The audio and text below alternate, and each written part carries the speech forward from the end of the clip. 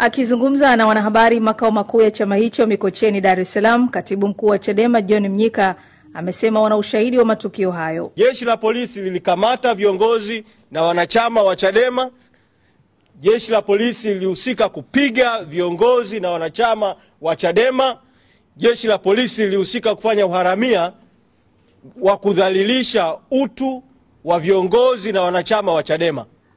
Tunamtaka mkuu wa jeshi la polisi Tanzania, IGP, kama haya matendo hayana baraka zake, ajitokeze yeye mwenyewe, mkuu wa jeshi la polisi, atoe taarifa kwa umma juu ya matukio ya kupigwa, kuteswa, kuumizwa kwa wanachama na viongozi wa Chadema. Bwana John Mnyika pia ametaja hatua nyingine ambazo chama hicho kinakusudia kuchukua. Chama vile vile tumekwisha elekeza na kuwaomba mawakili wa chama kuweza kufungua mashauri katika vyombo mbalimbali vya kimataifa vya haki za binadamu vya Afrika na vya dunia kutokana na matukio yaliyotokea tarehe 24 mwezi Aprili, na katika wakati mwafaka tutawataarifu juu ya hatua hizo zitakapokuwa zimefikia.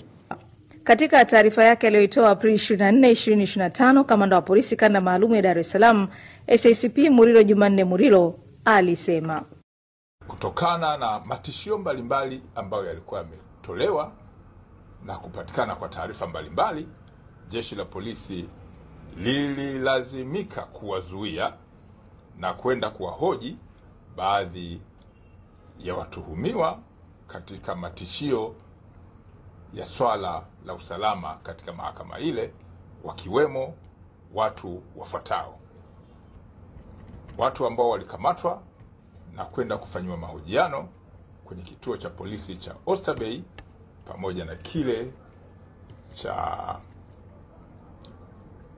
Mbweni Mabwepande ni pamoja na John Heche, lakini pia John Mnyika, Chacha Heche Seguta, Swezi Dani na Radufu pamoja na James Mseti. Baada ya mahojiano, haki za dhamana kwa watuhumiwa